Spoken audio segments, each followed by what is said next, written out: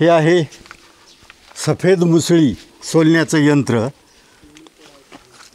हा एक ड्रम आहे आणि ड्रममध्ये ही भाजी टाकली जाते.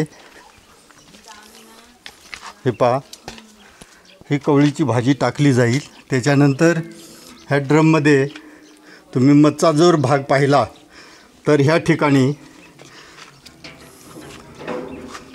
हे ड्रमला अशा प्रकारे एक चिकटलेलं आहे. असे कणकण लोखंडाचे कण चिकटवलेले आहेत आणि त्याच्यामुळे हा फिरला जातो.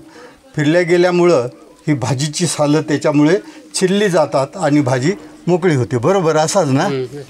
खाली जो ड्रम आहे त्याच्यात पाणी आहे आणि हे पाणी मोटारने याच्यात सोडलं जातं, ह्या ड्रममध्ये सोडलं जातं आणि पाणी आणि हे फिरत असल्यामुळं त्याची ही साल आहे ती निघून जाते.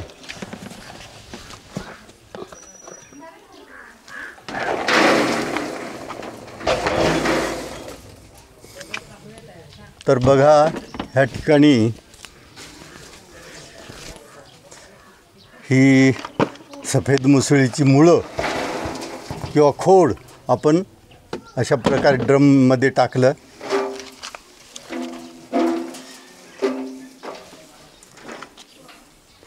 आणि हे झाकण लावून घ्यायचं.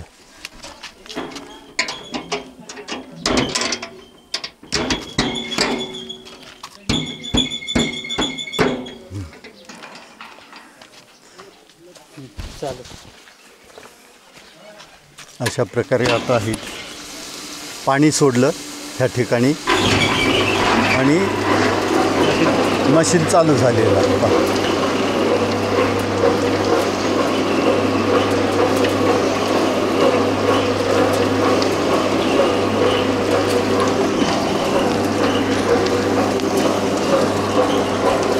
पहा, माती धुतली जाऊन राहिलेली आहे. माती धुवायचं काम चालू झालं.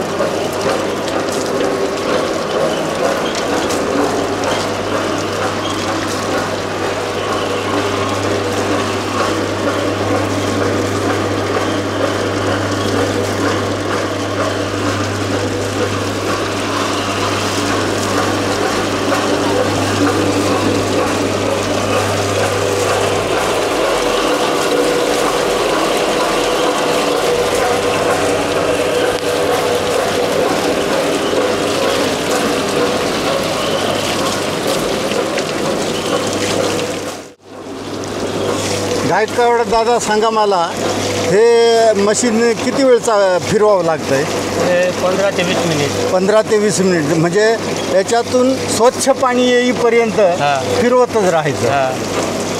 बरोबर. तर मग पाणी तर जास्त लागत असेल ना? पाणी ते स्वच्छ होत आलं का ते टिपात द्यायचं पाडून. असं बरोबर. हे खडूळ गेलं का मग ते पाणी टिपात द्यायचं. म्हणजे सुरुवातीला पाहिलं असेल तुम्ही की सुरुवातीला एकदम लाल लाल लाल लाल मातकट पाणी आणि हळूहळू आता आपल्याला थोडंसं मातीचं प्रमाण कमी वाटतं आहे.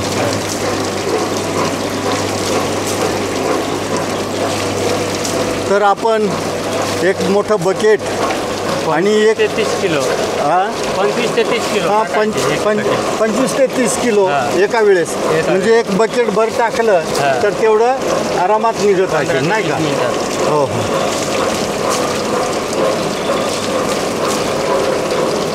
इथं मोटार आहे आणि हा त्याचा ॲक्सल.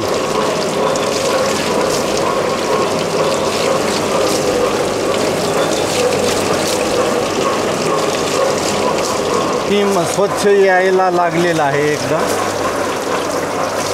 एक अजून 3-4 मिनिट की जवळजवळ त्याचं काम खोलून मोकळी झालेली आहे असं वाटतंय. सुळं म्हणजे ह्या ठिकाणी पाण्याचं खूप सारा प्रॉब्लेम आहे आणि त्यामुळं आता स्वच्छ पाणी यायला लागलं ते गाळून परत अजून टाकीमध्ये चाललं.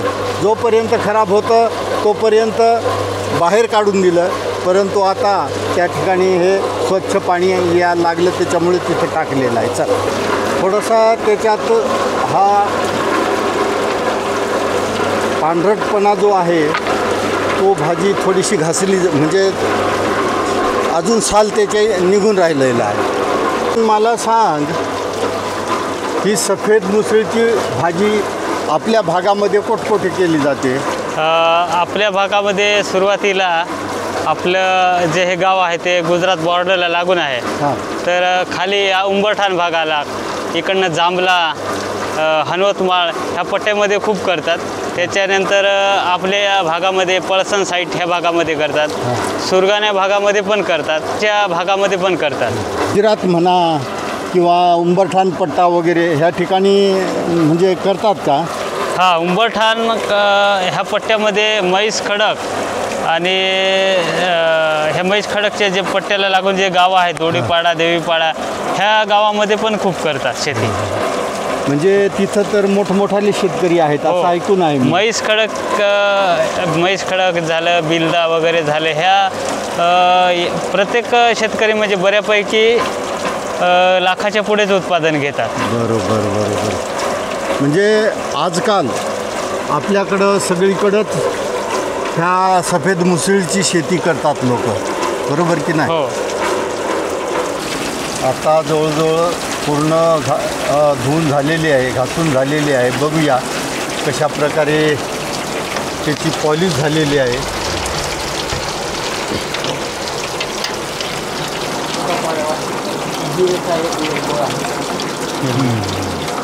त्याच्यात राहत असेल ना. तर अशा प्रकारे पूर्ण साफ झालेली आहे. फक्त त्याच्यातून आता ह्या जी सालं आहेत ती काढावी लागतील.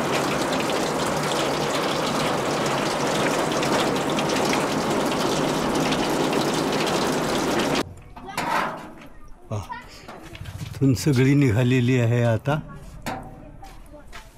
आणि ही पूर्ण सोलून निघालेली आहे. पहा एकदम मस्त.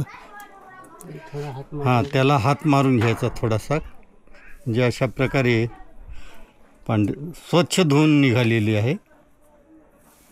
आणि याला थोडंसं सुकवल्यानंतर ना घेतो सरवून दिले का ते सुकलं का हे जी राहिलेली ती फक्त असं हात मारून घेतलं का झालं. तर मग गायकवाड दादा, हा, तर अशा प्रकारे तुम्ही ही भाजी काढली. किती? साधारण किती किलो? 30 किलो, बरोबर. 30 किलो भाजी निघालेली आहे. याची थोडीशी छाटणी करावी लागेल. यंत्रात निघाली एवढी भरपूर 30 किलोचं आपल्याला पॅकेज मिळालं. इथं खूप निघाली भाजी. आता मग मला सांगा, ही भाजी ह्या यंत्रावर काढण्यासाठी तुम्ही रेट कसा आकारताय? 10 रुपये किलोने. 10 रुपये किलो. 10 रुपये किलोने ह्या ठिकाणी अशा प्रकारे भाजी सोलवून दिली जाते. आणि जर तुम्हाला खरंच आणायची असेल तर तुमचं नाव सांगा, गावाचं नाव सांगा आणि मोबाईल नंबर सांगा. यंत्रावर भाजी सोलायची असली, सालं काढायची असली तर नेमकं मग असं सांगा, याचा रेट कसा, त्याच्यानंतर कोणाशी संपर्क करावा आणि कोणत्या दिवशी यावं तर ते पण सांगा. कोणाला शेतकऱ्याला जर भाजी सोलायची असेल तर माधव नागजू गायकवाड, मुक्काम सुळे, पोस्ट पळसण, तालुका सुरगाणा, जिल्हा नाशिक. Mobile number 78 23 88 89 79. ह्या नंबरवरती संपर्क करावा आणि नंतरच यावं. आणि भाजी सोलण्याचा जो रेट जो आहे ते 10 रुपये किलो हा ठरलेला आहे. म्हणजे सुरुवातीला तुमची भाजी मोजून घेतली जाईल आणि नंतर मशनीमध्ये टाकली जाईल. केलेलं आहे. एक 15-20 मिनिटामध्ये आपल्याला 30 किलो भाजी काढून मिळेल इथं, बरोबर.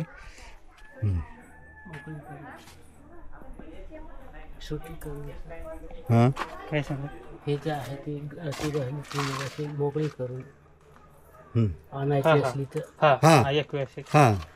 आणि ज्यावेळेस शेतकऱ्यांनी भाजी आणायची असेल तेव्हा जे वाफेवर आलेलीच आणा. वाफेवर आलेली भाजी जी असते ते पूर्ण गुच्छ असतात, तर ती प्रत्येक काडी वेगवेगळे करून आणायची, गुच्छच आणायचे नाही, जेणेकरून आपली भाजी स्वच्छ होईल, चांगली होईल आणि मेहनत कमी राहील. कारण एक 90% तरी निघते.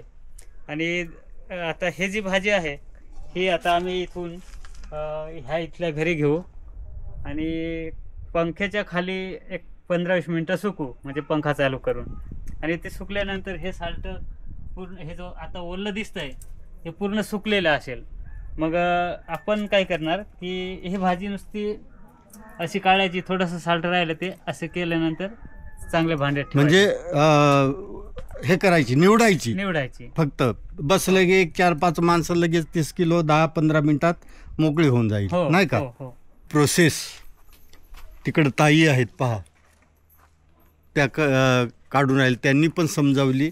त्याच्यानंतर तुम्ही शेतात नेऊन कशी काढली, त्याच्यानंतर इथं आणली, ती सुकवायची, सुकवल्यानंतर आपण त्याला वाफेवर कशी आणायची ते पण सांगितलं. आणि इथं यंत्रामध्ये काढली, ही पूर्ण माहिती दिली. त्याबद्दल आमच्या बेच भारत भ्रमंती यूट्यूब चॅनलतर्फे आपले आभार मानतोय.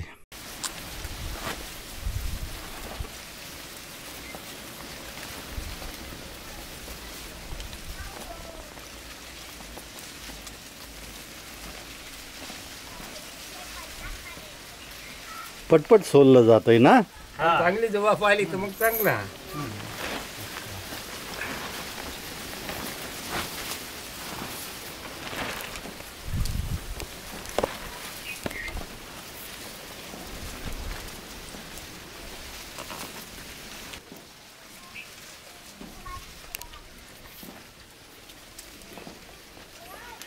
ते असं सोलून मग पाण्यात टाकतोय.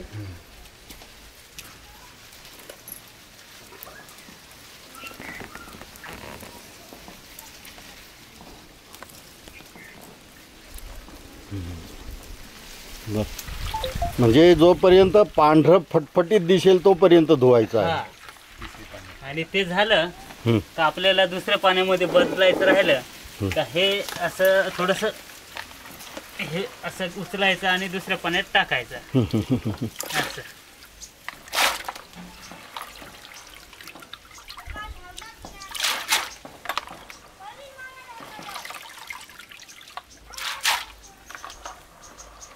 आणि ह्या मुळ्या नेमक्या किती वेळेस धुवायच्या? सरासरी आपण थोडंसं जास्त पाणी असेल तर 4 वेळेस धुतले तरी चालतात.